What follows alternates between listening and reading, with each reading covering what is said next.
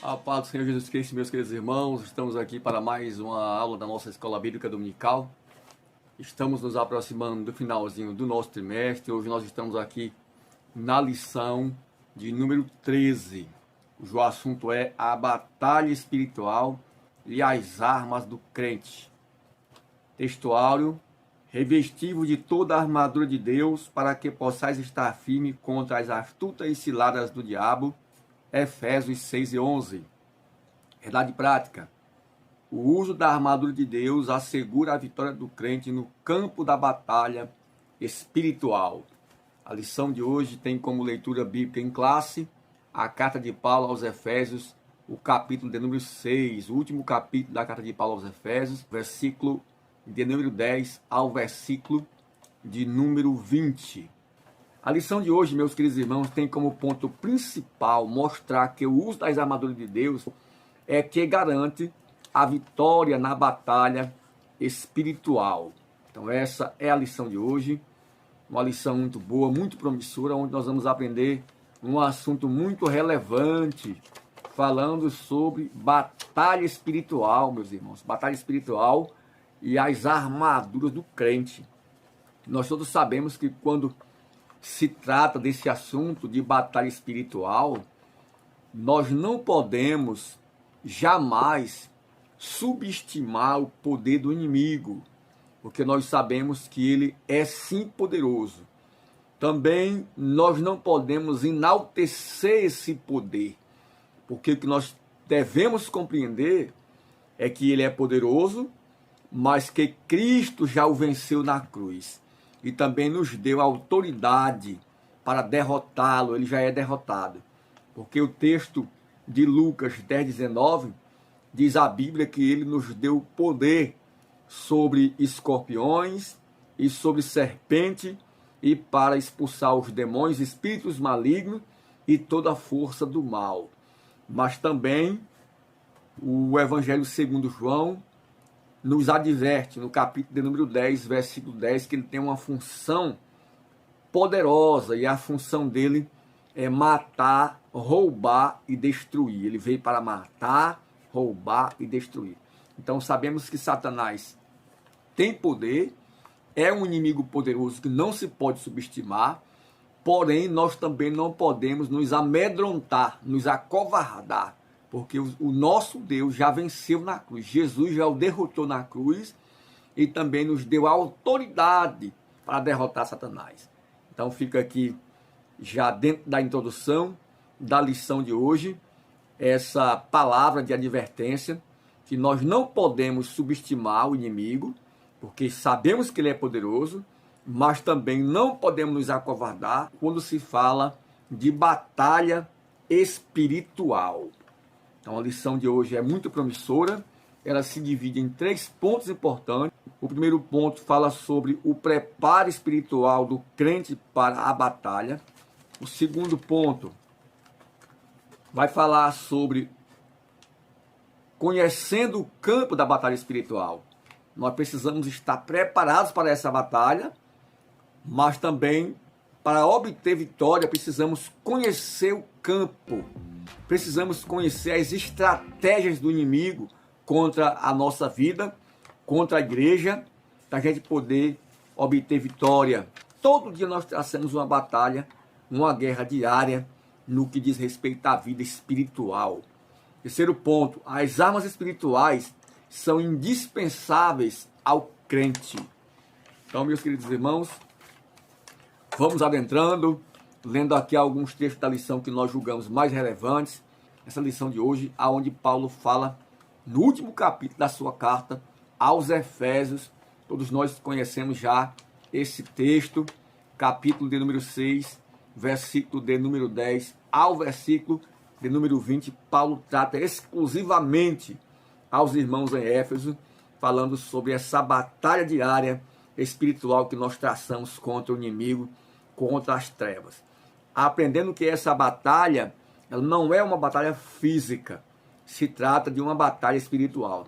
E para vencer essa batalha, a primeira coisa que Paulo vai falar nesse capítulo, iniciando pelo versículo 10, ele diz: no demais, irmãos meus, fortalecei-vos no Senhor e na força do seu poder. Então aqui nós já aprendemos, dentro do primeiro ponto, o preparo espiritual do crente para a batalha, que essa fortaleza, esse poder, ele não vem de nós mesmos, ele vem do Senhor. Não é um poder próprio, não é um mérito humano, mas ele vem de Deus. No demais, irmãos meus, fortalecei-vos no Senhor e na força do seu poder. Então nós precisamos estar fortalecidos em Deus. É necessário que nós, servos do Senhor, tenhamos um conhecimento teológico. Isso é imprescindível, é muito importante ter o conhecimento das Escrituras, frequentar os cultos assiduamente e a igreja, mas isso por si só não garante a vitória na batalha espiritual. Precisa estar arraigado e fundamentado no poder do Espírito Santo de Deus, porque sem o Espírito Santo de Deus, nós não podemos vencer essa batalha. Sem o poder advindo do próprio Deus, essa graça sobrenatural de Deus sobre nós não podemos obter êxito nessa batalha. Porque o Evangelho segundo Lucas vai evidenciar para nós aqui claramente, no capítulo de número 10 e também o versículo de número 19, que nós já recebemos poder. Porém, esse poder não vem de nós, esse poder é de Deus.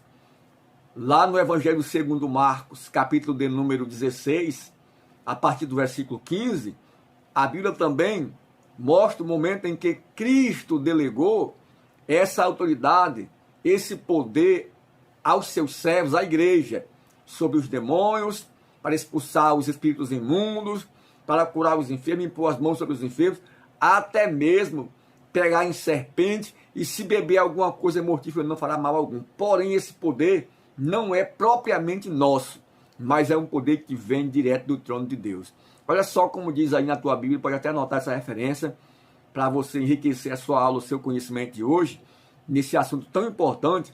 Lucas capítulo de número 10, versículo 19. Eis que vos dou poder para pisar serpente e escorpião, e toda a força do maligno, e nada vos fará dano algum. Mas não vos alegrai, porque se vos sujeito os espíritos, alegrai-vos antes por estar o vosso nome escrito nos céus. Meu irmão, aqui os discípulos, quando foram designados para pregar o evangelho, eles saíram e eles voltaram muito satisfeitos, alegres, porque os espíritos imundos se sujeitavam a eles pelo nome do Senhor Jesus. Mas Jesus advertiu, orientou-los, dizendo: eu vi Satanás descer do céu, cair do céu como um raio. Eis que eu vos dou poder sobre espíritos imundos, para pisarem em escorpiões, para pegar em serpentes, mas não vos alegrai por isso. Alegrai-vos antes por estar o vosso nome escrito nos céus. Ou seja, meus queridos irmãos, Jesus estava advertindo os discípulos aqui nesse momento que eles se despojassem do orgulho. Então eles foram repreendidos, porque Satanás caiu do céu como um raio por causa do orgulho do coração. Os discípulos expulsaram os demônios, mas eles tinham que atribuir essa glória ao próprio Deus. E o motivo pelo qual eles tiveram a autoridade para expulsar os demônios não foi pelo seu próprio poder, foi porque eles estavam ligados no céu. Olha só, não vos alegrei por isso, alegrai porque os vossos nomes estão escritos no céu. Vocês estão ligados com Deus, vocês estão tendo comunhão com Deus, vocês estão em comunhão comigo, em comunhão com o Pai. Esse poder não advém de vocês, advém do Pai. Se vocês não estivessem ligados comigo, o nome de vocês não estivesse escrito no livro da vida, vocês não teriam poder nenhum para expulsar demônio. Sabe por que vocês expulsam o demônio?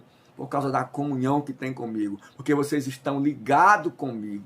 Vocês estão com os nomes escritos no livro da vida. Vocês têm que se alegrar pela comunhão que vocês têm. Porque essa comunhão que está em vós, que faz com que vocês recebam poder e autoridade, é que os demônios se submetem. Porque se não fosse isso, vocês não expulsariam demônios.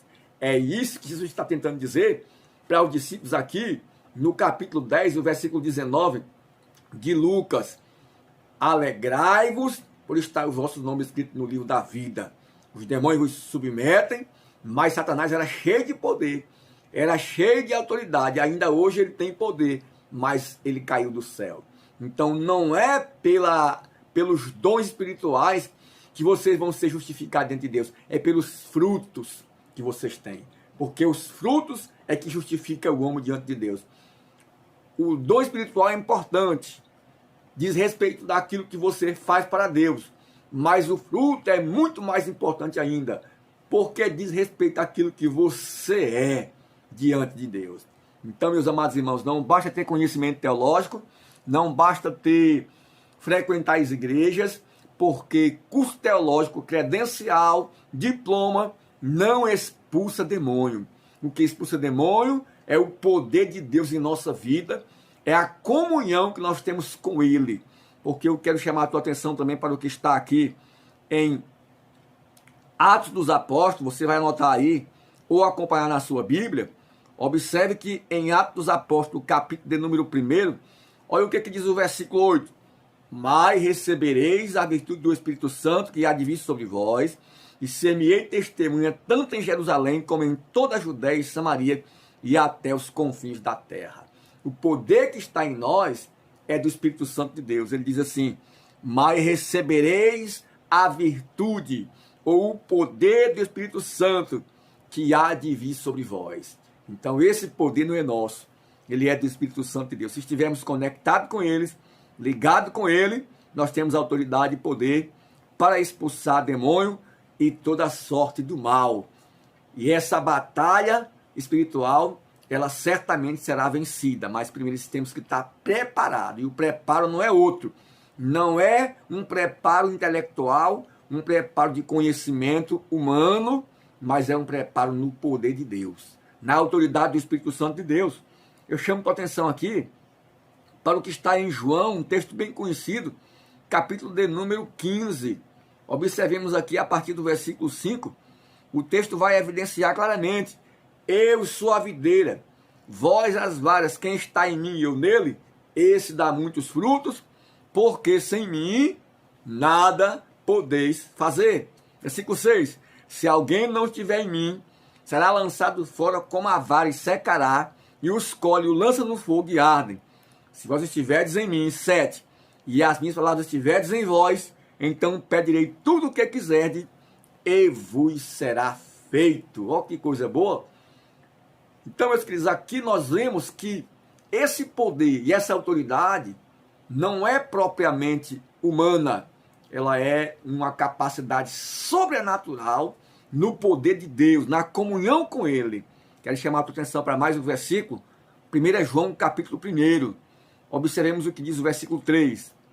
Olha só, o que vimos e ouvimos, isso vos anunciamos, para que também tenhais comunhão conosco. E a nossa comunhão é com o Pai e com o seu Filho, Jesus Cristo. Essa comunhão com o Pai, essa ligação, esse nome escrito no livro da vida, é que nos dá graça, poder e autoridade para expulsar os demônios, para pisar em serpentes e em escorpiões, e o nome do Senhor ser glorificado nessa grande batalha espiritual contra as hortes da maldade. É o que nós vamos aprender aqui mais na frente, no nosso segundo ponto da lição. Então vamos agora para o segundo parágrafo do primeiro ponto, e diz o seguinte: vigilantes em toda a oração e súplica. Para vencer essa batalha, nós precisamos, primeiramente, estar preparados. E esse preparo não é teológico, não é um preparo intelectual, não é somente frequentar os cultos, carregar a Bíblia debaixo do braço. Tem que ter comunhão íntima, plena com Deus, autoridade para vencer essa batalha. E dentro dessa perspectiva, nós precisamos também andar em vigilância. Além de ter comunhão com Deus, além de estar arraigado, fundamentado no poder do Espírito Santo, nós precisamos estar vigilante e em oração. Olha só o que diz aqui o segundo parágrafo. Vigilante e com toda a oração e súplica. Paulo enfatiza a necessidade de uma vida cristã permeada pela prática da oração. Não é possível entrar em combate sem a cobertura de tão preciosa arma espiritual. Então, sem essa oração, meu irmão, é impossível a gente obter êxito nessa batalha. Além de estar arraigado pelo poder do Espírito Santo, precisamos viver uma vida de constante oração, de comunhão com Ele, em oração, em súplica e em vigilância. Porque Ele vai dizer, com toda a oração e súplica no Espírito. Então tem que estar no Espírito e tem que estar em toda oração e súplica. Chamo tua atenção para a carta de Paulo aos Efésios, capítulo 6, que é o texto em pauta. Olha o que diz o versículo 18. Orando em todo o tempo, com toda a oração e súplica no Espírito, e vigiando nisso, com toda a perseverança e súplica por todos os santos. Vida de comunhão com Ele, ligado com o Espírito Santo, cheio de poder do Espírito, vigilante e em oração e sempre em súplica diante de Deus. Vejamos o que diz ainda o Evangelho segundo Lucas, capítulo de número 21. Se quiser anotar, vai enriquecer a tua aula. Vejamos o que diz Lucas 21, 36. Vigiai, pois, em todo o tempo, orando, para que sejais havido por digno de evitar todas essas coisas que hão de acontecer e de estar em pé diante do Filho de Deus. Então, além de estar orando e suplicando, arraigado em Deus, no Espírito Santo, pelo poder do Espírito, precisamos viver em vigilância, meu irmão. Vigiar é estar alerta. Vigiar é estar acordado. E o vigia, ele tem que estar alerta, que é uma profissão. Vigia é uma eleição, nós somos chamados para ser atalaia de Cristo. Está na torre, aleluia. Mas, além de tudo isso, precisamos estar armados. A gente vai ver daqui a pouco. Ligado com o Espírito Santo, cheio do poder, em oração e súplica no Espírito, que é vigiando, alerta na torre e também armados. Mas olha só o que a Bíblia deixa claro quando Isaías fala sobre isso. Se você abrir a tua Bíblia aí em Isaías, capítulo de número 59, é um texto bem conhecido, a partir do versículo 1 e o versículo 2. Eis que a mão do Senhor não está encolhida para que não possa salvar, nem o seu ouvido agravado para que não possa ouvir, mas as nossas iniquidades fazem divisão entre vós e o vosso Deus, e os vossos pecados encobrem o seu rosto de vós, para que não vos ouça. Por isso que temos que estar em oração e vigilância, porque esse poder vem de Deus, e nós precisamos estar conectados com Ele, e é através dele que vamos vencer. Se nós andarmos de todo jeito, meu irmão, se nós não andarmos em novidade de vida, não tiver a mente de Cristo, nós não vamos ter a resposta de Deus, porque Ele está pronto para ouvir. Não está surdo o seu ouvido, nem a sua mão encolhida, tanto para ouvir como para salvar, mas os nossos pecados fazem divisão. Então nós precisamos estar em comunhão. Não adianta entrar numa batalha espiritual com a vida sem essa vida estar no altar de Deus. Porque quantas pessoas já passaram vergonha em acreditar que expulsar demônio é só uma questão de fé. Nós vamos aprender aqui que expulsar demônio não é só uma questão de fé, mas é uma questão de preparo espiritual. Mas é uma questão de comunhão com Deus. A fé serve para mover montanha. Você vai dizer, sai daqui para lá, ela vai. Volta, ela volta. Porém, para expulsar demônio, tem que estar em jejum e oração. Porém, para expulsar o mal, pisar em escorpião, vencer as serpentes que se levantam contra nós, precisamos estar em estreita comunhão com o Espírito Santo de Deus. É, meu irmão. Essa é a realidade. Então, é a fortaleza do crente em Deus, no Espírito Santo de Deus, é que nos garante a vitória contra o mal que se levanta contra nós. Vamos agora dando continuidade, já adentrando no segundo ponto da nossa lição.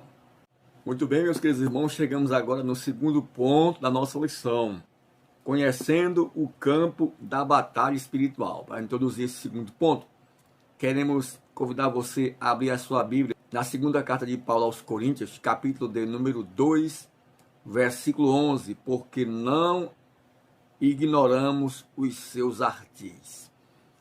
Satanás, ele é poderoso e a força de Satanás, o poder que ele possui, não pode ser ignorado. Então, para isso, nós precisamos conhecer o campo da batalha. Se nós quisermos vitória sobre o inimigo, nós precisamos conhecer as estratégias que ele tem, as táticas que ele tem, qual é o campo de atuação do inimigo.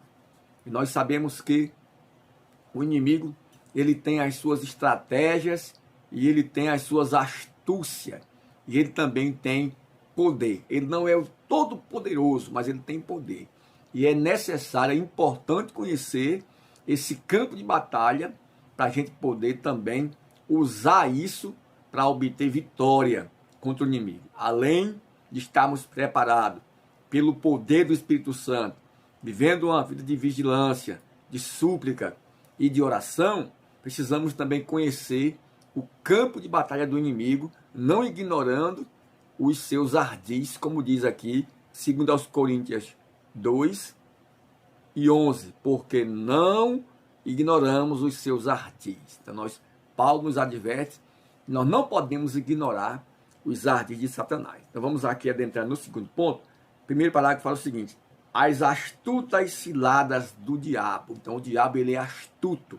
Vamos entender melhor essas astúcias e essas ciladas que ele tem contra nós e contra a igreja. A expressão cilada está aqui na nossa carta em pauta, Efésios 6. Vejamos aqui o versículo de número 11, quando Paulo adverte. Ele começa dizendo, no 10, no demais, irmãos, fortalecei-vos no Senhor e na força do seu poder. Então, o poder de Deus. Depois ele vem dizendo no versículo 11, revesti-vos de todas as armaduras de Deus, para que possais estar firme contra as astutas ciladas do diabo. Revestir, irmão, é vestir outra vez. Nós já estamos vestidos com o Espírito Santo de Deus. Nós precisamos estar revestidos. É uma roupa sobre outra roupa. Então nós precisamos estar revestidos do poder. Esse revestimento de poder, o texto esclarece o seguinte: nós precisamos estar revestidos com toda, com apenas uma ou duas ou três, com todas as armaduras de Deus. Ele faz aqui uma comparação com o soldado romano, com toda aquela armadura de guerra, tanto as armaduras de defesa como as armaduras de ataque. Nós vamos ver isso lá no terceiro ponto. Então, para que possas estar firme contra as astutas ciladas. Então, Satanás, ele é astuto, ele traça ciladas contra a nossa vida, armadilhas contra a igreja. E nós precisamos conhecer um pouco dessas ações, desse poder de Satanás contra a igreja, e esse ponto vai tratar exatamente disso. Armadilhas articuladas perversamente pelo reino das trevas. O líder desse reino é identificado como o diabo, que significa caluniador e acusador. Então, observando aqui para o título que ele recebe, já se identifica por isso mesmo. Então, Satanás, ele é identificado aqui pelo título que recebe. Então, aqui o texto, o comentarista da lição esclarece para nós aqui que ele é conhecido como caluniador, conhecido como acusador. Então, a Bíblia vai evidenciar isso. Se nós abrirmos aqui em Mateus, capítulo de número 4, você pode abrir aí a sua Bíblia ou anotar essa referência, que é um texto conhecido no momento em que Jesus foi tentado por Satanás. Nós estaremos observando aqui a partir do versículo 1 até o versículo 3. Então foi conduzido Jesus pelo Espírito ao deserto para ser tentado, olha só. Então aqui ele já tem a função de tentador, pelo diabo. E tendo jejuado 40 dias e 40 noites, teve fome. Chegando-se a ele o tentador, disse: se tu és o Filho de Deus, manda que essas pedras se transformem em pães. Olha só, o 3. Chegando-se a ele o tentador. Então aqui ele já recebeu mais uma vez esse título. Então ele tem o título de tentador. Ele recebe esse nome. A função dele é tentar. Então, além de tentador, ele também é conhecido como acusador. Se nós abrirmos a Bíblia aqui em Apocalipse, capítulo de número 12, versículo 10. E ouvindo uma grande voz do céu que dizia: agora é chegada a salvação e a força e o reino do nosso Deus e o poder do seu Criador, porque já o acusador de nossos irmãos é derribado, ao qual diante do nosso Deus os acusava de dia e de noite. Então, meu irmão, ele recebe aqui nome de tentador e nome de acusador. E esse nome aqui, ó, diabo, significa exatamente isso: caluniador, tentador. E ele, além de ser caluniador, João o descreve ele também aqui no capítulo de número 8, versículo 44, como sendo ele o pai da mentira. Olha só a função que ele tem. Se você abrir tua Bíblia aí, em João 8, 44, nós vamos encontrar o texto que diz assim: vós tendes por pai o diabo, e quereis satisfazer o desejo do vosso pai. Ele foi homicida desde o princípio, e não se firmou na verdade, porque não há verdade nele. Quando ele profere mentira, fala do que é próprio seu, porque é mentiroso e pai da mentira. Satanás, ele é tentador, Satanás, ele é acusador, e Satanás, ele é pai da mentira. Se você abrir a sua Bíblia em 1 Pedro 5 e 8, vamos encontrar o versículo que diz assim: sede sóbrio e vigiai, porque o diabo, vosso adversário, então ele é adversário. Aqui a gente já encontra mais um título: vosso adversário anda em derredor, bramando como leão e buscando a quem possa tragar. Então aqui a gente já aprende alguns títulos que ele recebe, que faz alusão à sua obra. Então ele tem essa obra maligna. Precisamos conhecer isso. Ele não é o Todo-Poderoso, mas ele tem função maligna, mal, aonde ele traça ciladas e armadilhas, porque ele é astuto. Olha só, as astutas ciladas do diabo, que ele prepara contra a igreja, contra tudo e contra todos que se diz Deus. Então, meus queridos irmãos, aqui está. Vamos entrando aqui na continuidade. Satanás, tomado de fúria, é por meio do espírito do erro. Ele prepara laço, olha só, prepara laço com o propósito de destruir a igreja de Cristo.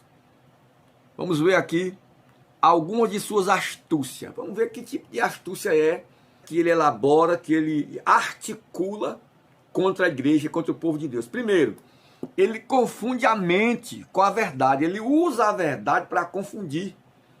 Ele distorce, na verdade ele torce a verdade para confundir a mente. A gente tem isso aqui lá em Gênesis, no capítulo de número 3, quando ele se encontra com Eva e ele começa a tentar a mulher, e também tentou Adão, e persuadiu a mulher.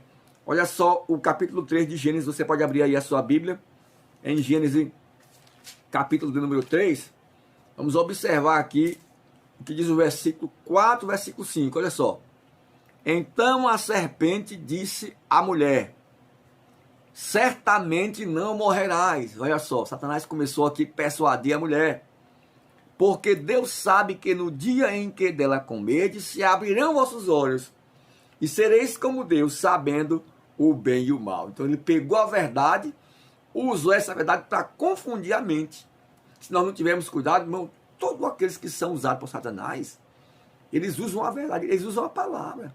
Os falsos profetas, os lobos, os falsos mestres, os falsos pastores, eles usam a palavra.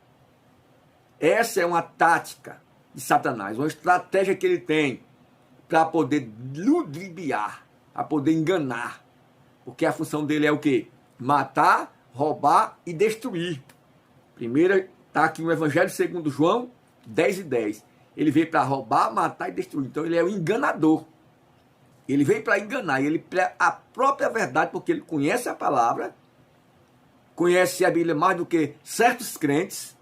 Por isso que a gente falou aqui no princípio da lição, no primeiro ponto, que não é somente uma questão de preparo teológico, preparo intelectual de conhecimento, porque Satanás também tem muito conhecimento, né? Tem muito conhecimento. É bom conhecer, porque também o conhecimento nos dá graça e autoridade para poder combater, como Jesus combateu pela palavra, pela verdade.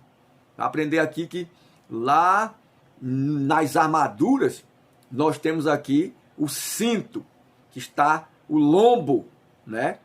Então, cingir vossos lombos com a verdade. Então, esse cinto que está nos lombos é a verdade. Porém, ele conhece a Bíblia. E ele utiliza essa verdade para poder confundir a mente. É o que está aqui no Evangelho segundo Mateus, quando ele usa a própria Bíblia. Ele diz, lança-te daqui abaixo se tu és o Filho de Deus. Vai ver isso aqui mais na frente. Porém, lá em Gênesis, ele se utilizou da verdade para poder enganar. Vamos na sequência. Segundo, deturpa as escrituras. Mateus 4, 6 é o que nós vamos ver agora aqui. Eu falei para vocês aqui, ó. Mateus 4, versículo 6. E disse-lhes, se tu és o Filho de Deus, lança-te daqui abaixo. Porque está escrito, aos teus anjos dará ordem ao teu respeito, e tomar-te-ão nas mãos, para que nunca tropece com teu pé em alguma pedra. Meu irmão, aqui, Satanás, ele usou a Bíblia, ele usou o Salmo 91, o versículo de número 11, o versículo 12, olha só. Porque aos seus anjos dará ordem ao teu respeito, para te guardar em todo o teu caminho. Eles te sustentarão nas tuas mãos, para que não tropece o teu pé em pedra. Então ele conhece a palavra. Então ele pega essa verdade e tenta confundir, mas com Jesus foi diferente. Ele tentou confundir a Cristo, mas não sabendo ele que Cristo é a própria verdade. Se tu é o Filho de Deus, lança-te daqui abaixo, porque aos teus anjos dará ordem ao teu respeito. Está escrito, aos teus anjos dará ordem ao teu respeito, para te sustentar em tuas mãos, e que tu não vai tropeçar o teu pé, tu não vai cair daqui, porque os teus anjos vão te guardar. Então te lança. Mas Jesus falou, também está escrito, não tentarás o Senhor teu Deus. Então precisa do conhecimento, porque Satanás ele também tem essa função de tentar torcer a verdade para confundir a mente. Então tem que ter um conhecimento real da verdade. É uma das funções, das astúcias que ele tem, das armadilhas que ele usa. Vamos para o terceiro agora. Ele dissimula e induz a dissimulação. Segundo os Coríntios 11, versículo de número 13 e versículo de número 14. Vamos lá. Diz aqui a palavra. Porque tais falsos apóstolos são obreiros fraudulentos, transfigurando-se em apóstolos de Cristo. 14. Não é maravilhoso porque o próprio Satanás se transfigura em anjo de luz. 15. Não é muito, pois que os seus ministros se transfigurem em ministros de justiça, o fim dos quais será conforme suas obras. Então aqui, o que ele faz aqui? Ele se transfigura, não é misto, não é maravilhoso, não é de se admirar. Porque até o próprio Satanás se transforma em anjo de luz. Então, os obreiros que ele usa são obreiros fraudulentos, apóstolos e obreiros transfigurando-se em apóstolos de Cristo. Por que acontece isso? Os falsos profetas parecem com o homem de Deus, com o apóstolo de Cristo, porque até Satanás se transforma em anjo de luz. Então ele tem esse poder, ele não é todo poderoso, mas ele tem poder, e nós não podemos subestimar o poder. Temos que conhecer os ardes, Satanás, a forma como ele age, as suas estratégias e as suas táticas contra a igreja. Nós estamos prontos para conhecer. Satanás tentou o próprio Cristo. Apesar de que nós sabemos que ser tentado não é pecado. O pecado é ceder à tentação. Até Cristo foi tentado. Quanto mais nós que somos homens carnais, homens comuns. Porém, pelo poder de Deus, nós podemos vencer essa batalha espiritual, que é uma batalha diária, de cada dia. Ninguém está isento dessa guerra. Mas para vencer, tem que viver uma vida de oração, de vigilância, súplica no Espírito, revestido e fortalecido no poder do Senhor, e também com as armaduras de Deus, que é o que nós vamos aprender daqui a pouquinho, no decorrer da lição, no terceiro ponto. Então, o conflito contra o reino das trevas, aqui no segundo parágrafo do segundo ponto, esse é um conflito pesado que não é apenas contra um conflito físico, mas é no reino espiritual. É um reino invisível, não é contra carne nem sangue, como diz o texto. Está aqui em Efésios 6 e 12. Olha só como diz o versículo. Porque não temos de lutar contra carne nem sangue, mas sim contra principado, contra potestade, contra os príncipes das trevas desse século, contra as hortes espirituais da maldade nos lugares celestiais. Então nossa luta não é física, não é humana, não é um contra o outro. Não é guerreando irmão contra irmão, não. É contra Satanás e seus demônios. Nós precisamos estar conectados com Cristo. Porque a Bíblia vai deixar claro, Jesus falou certa vez para os seus discípulos, que tentaram expulsar um demônio e não conseguiram, os discípulos ficaram perplexos porque não conseguiram e depois foram perguntar em particular a Jesus. Olha aqui, em Mateus 17, 20 e 21. Vamos ver aqui o que diz o texto.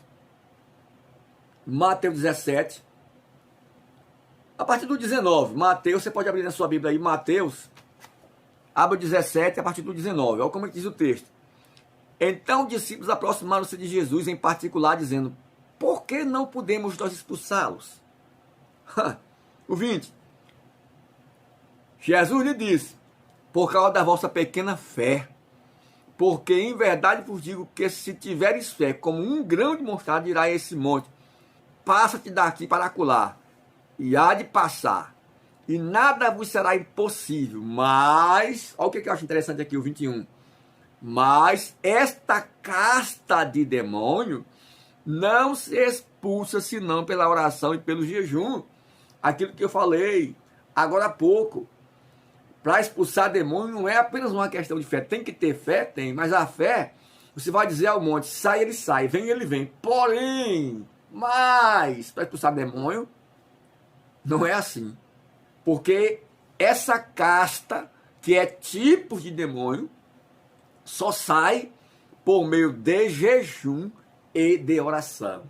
Então, meu irmão, tem demônio que é tão perigoso, uma espécie tão pesada, que apenas a fé, sai, demônio, em nome de Jesus, não resolve, não. Essa fé e essa autoridade tem que ser acompanhada de jejum e de oração. Porque tem tipos de demônio que são muito poderosos. Nós não vamos aqui enaltecer, porque nós sabemos que eles já são derrotados. Porém, nós não vamos também subestimar. Porque tem muita gente que passa vergonha exatamente por causa disso, pela falta do preparo espiritual e da comunhão com Deus. Jejum e oração, para poder obter vitória sobre eles, sobre essas hortes da maldade.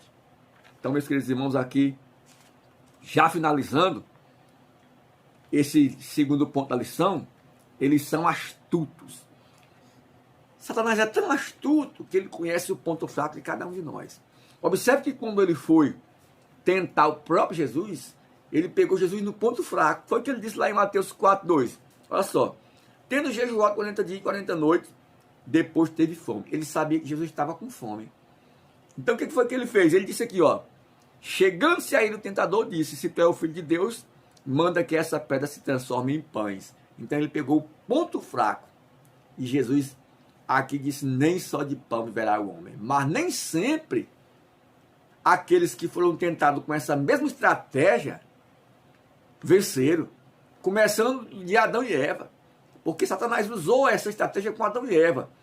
A fruta, e eles comeram, não resistiram. E ele usa essa tática em todo o decorrer do Antigo Testamento. Ele usou isso com Esaú. Esaú perdeu a primogenitura porque ele vendeu para Jacó por um prato de alimento. Então a comida era uma forma que ele se utilizava para poder tentar os homens através do paladar, do cheiro, do sabor. Até da cobiça dos olhos, em olhar e ver a comida gostosa, ou comidona boa. Temos que ter cuidado, meu irmão, porque aí é onde a gente cai em tentação. Ele se utiliza daquele ponto fraco que a gente tem. A fome, o homem com fome é um perigo, né? O homem irado e com fome, misericórdia. Tem que vigiar muito, porque o povo de Israel também pecou por causa da comida, porque desejou voltar para o Egito, comer pepino, melancia, melão, cebola, alho, carne. Eles queriam carne, né, irmão? Então eles queriam viver na carne. Olha só. E Satanás usa essa estratégia em todo o decorrer do Antigo Testamento, e ele vai obtendo vitória. Êxodo, com essa astúcia dele. Porém, quando chegou aqui em Jesus, em Mateus capítulo 4, que ele usou a mesma coisa: se tu é o Filho de Deus, manda que essa coisa se transforme em pão. Jesus falou assim: está escrito, aleluia, nem só de pão viverá o homem, mas de toda a palavra que procede da boca de Deus. Já estava escrito na Deuteronômio, capítulo de número 8, né? Então já estava escrito. E ele disse: está escrito. E Satanás agora perdeu a guerra, perdeu mais uma vez a batalha. E depois ele perdeu na cruz, foi derrotado. Então ele usa essa astúcia para enganar. Se nós não tivermos cuidado, naquele momento vulnerável, no nosso ponto fraco, é onde Satanás vai trabalhar, porque ele é astuto. Então tá aí, queridos irmãos, vamos agora adentrar no terceiro ponto da nossa lição. Muito bem, meus queridos irmãos, chegamos agora aqui no terceiro ponto da nossa lição. As armaduras espirituais indispensáveis ao crente. Está baseado na carta de Paulo aos Efésios, capítulo 6, a partir do versículo de número 13 até o versículo 17. Ele diz: portanto, tomai toda a armadura de Deus para que possais estar firme, e havendo feito tudo, ficai firme. Estai, pois, firme, tendo cingido os vossos lombos com a verdade, vestida a couraça da justiça, calçados os pés na preparação do evangelho da paz, tomando sobretudo o escudo da fé, com o qual podeis apagar todos os dados inflamados do maligno. 17. Tomai também o capacete da salvação e a espada do Espírito, que é a palavra de Deus. Aí vem o 18. Orando em todo o tempo, com toda a oração e súplica no Espírito, vigiando nisso, com toda perseverança e súplica por todos os santos. Então aqui nós já temos as armas, e essas armas, Paulo faz comparação como sendo elas a figura de um soldado romano. Por isso que ele diz: tomai todas as armaduras de Deus. Vai falar aqui de 6 armaduras. E ele vai falar de algumas armaduras que são armaduras de ataque e também a armadura de defesa. Então a gente tem aqui subdividido em 3 parágrafos. Primeiro, as armaduras completas de Deus. São todas as armaduras, sem faltar nenhuma. Aí, segundo, as armaduras indispensáveis de defesa. Então, são aquelas que vão defender o soldado. Terceiro, a armadura de ataque ou as armaduras ofensivas. Então, a primeira armadura que aparece aqui é o cinto. E o cinto tem uma função, e essa função, ela está caracterizando a verdade de Deus. Aí depois vem a couraça da justiça, que é a retidão do cristão, do soldado, do servo de Deus. Aí o terceiro, o sapato. Esse sapato, ele fala a respeito da firmeza e também da disposição do soldado de pregar as boas novas de salvação, que é o evangelho. Aí vem o escudo. O escudo aqui, todos nós já sabemos, é caracterizado pela fé. O escudo da fé, ele está aqui caracterizado como uma arma de defesa, mas a fé também ela pode ser uma arma de ataque. O escudo, ele tanto serve na mão do soldado para defender, como em algumas ocasiões o escudo também ele serve para atacar. Então eu evidencio aqui também o escudo como sendo uma arma de ataque. E vem aqui o quinto, capacete. E esse capacete, ele está caracterizado como sendo a salvação. Tanto a salvação presente, como a salvação futura, a esperança da salvação. Mas aqui também vai falar da proteção da mente. Isso aqui é muito interessante também, a questão do capacete. E por último, sexto lugar, a espada, que é a palavra de Deus. Então, cinto, couraça, sapato, escudo, capacete e espada. E a espada, todos nós já sabemos que ela está aqui ilustrando a palavra de Deus, que é viva e eficaz e penetrante, mais do que uma espada de 2 fios. Então a gente vai adentrando aqui no terceiro ponto, já chegando no finalzinho da lição, aprendendo que essas armas de defesa, elas são indispensáveis. A primeira fala sobre cingir os lombos com a verdade. O que é que nós aprendemos aqui? Essa verdade, ela retrata uma peça usada para dar mobilidade ao soldado no combate. Nesse sentido, faz referência à verdade da doutrina de Cristo e à integridade do soldado. Então aqui se refere à verdade de Cristo, à doutrina cristocêntrica e também à integridade, andar com a verdade.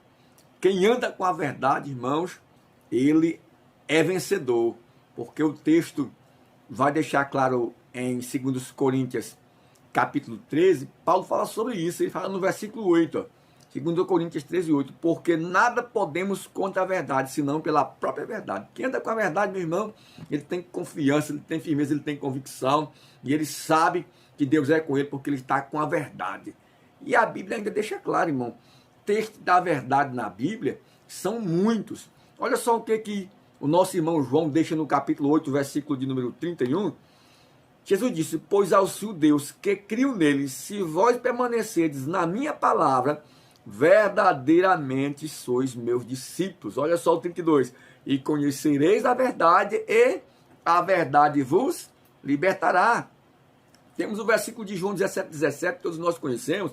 Santificai-vos na verdade, porque a tua palavra é a verdade. Então, é cingir o lombo com a verdade. Quem está com essa verdade de Deus, meu irmão, ele é vencedor, ele está armado. Né? Então, ele está preparado para combater esse bom combate da fé.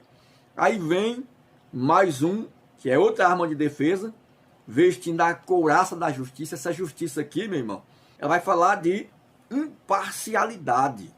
Imparcialidade.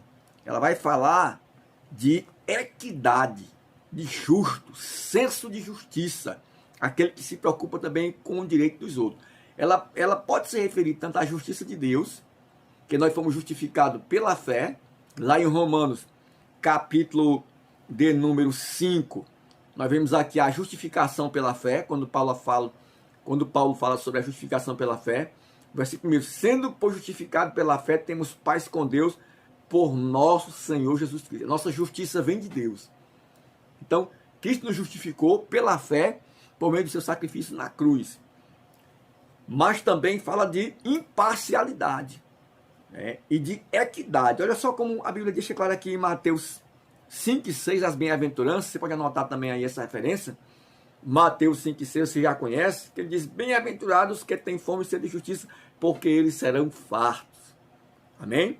Então nós ainda temos aqui em Hebreus, o escritor aos Hebreus deixa claro para nós em capítulo de número 10, versículo 38, mas o justo viverá da fé, e se ele recuar, a minha alma não tem prazer nele. Então aqui já aprendemos duas armas importantes. A primeira arma é andar com a verdade de Deus, cingir os lombos com a verdade. A segunda é vestir a couraça da justiça para proteger todos os órgãos vitais.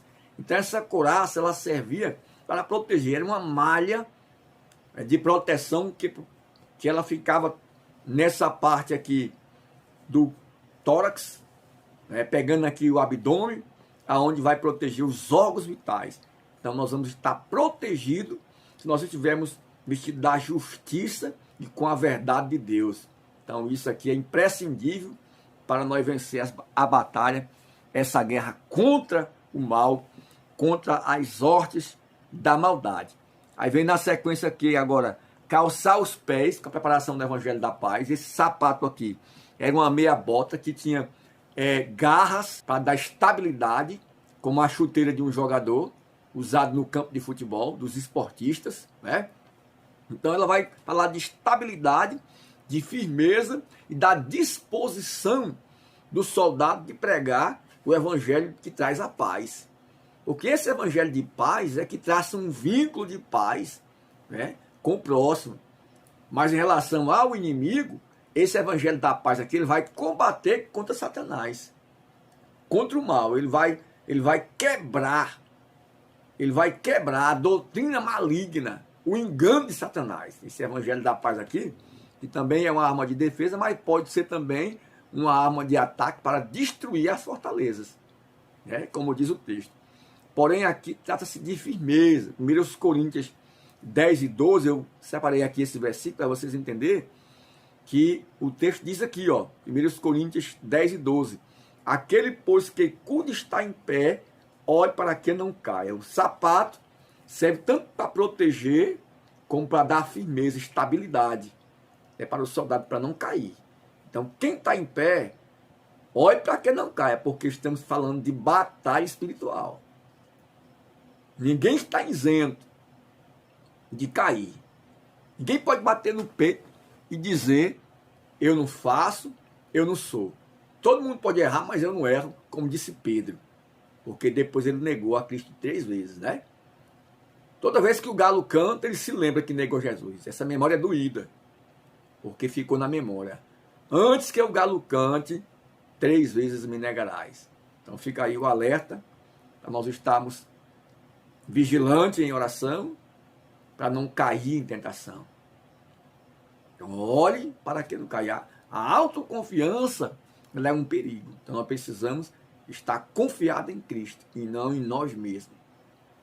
Vamos na sequência então aqui. Mais uma arma. Tomando sobretudo o escudo da fé. O escudo da fé aqui, ele pode ser tanto uma arma de defesa como uma arma de ataque. Porque há momentos que o guerreiro usa o escudo para atacar também.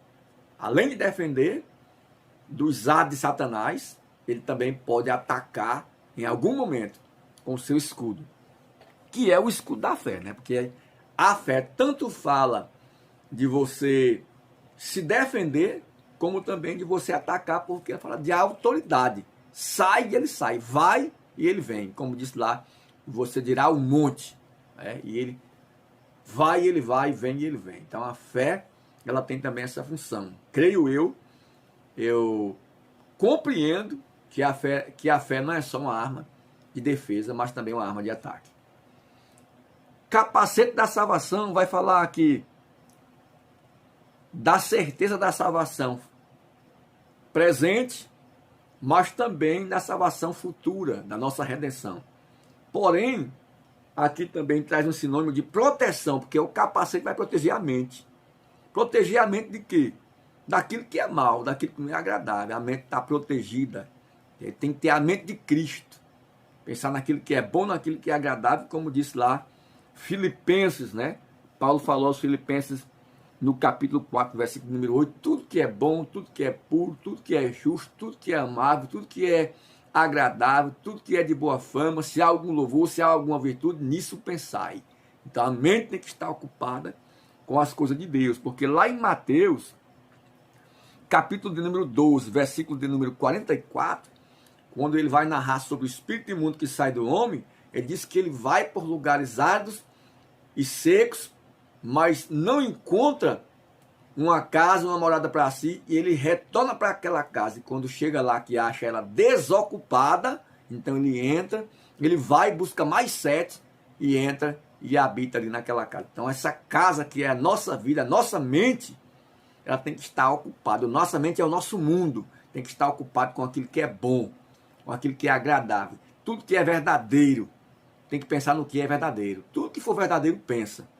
Ocupa a tua mente com o que é verdadeiro, não é com a mentira, não é com a verdade, aquilo que é verdadeiro. Justo, tudo que é justo, tudo que é amável. A nossa mente tem que estar ocupada com essas coisas. Tudo que é de boa fama, tudo que é tratável.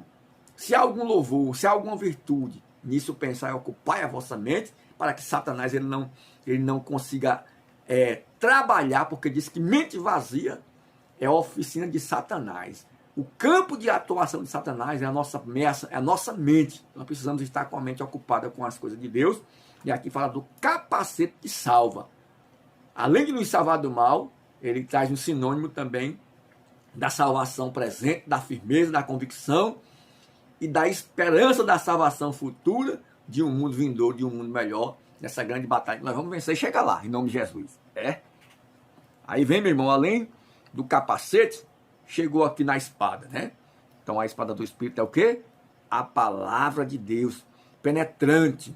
Então chegamos aqui, meus queridos irmãos, na espada, a imprescindível arma ofensiva que é a espada, finalmente a espada da Escritura, aqui de Efésios 6,17.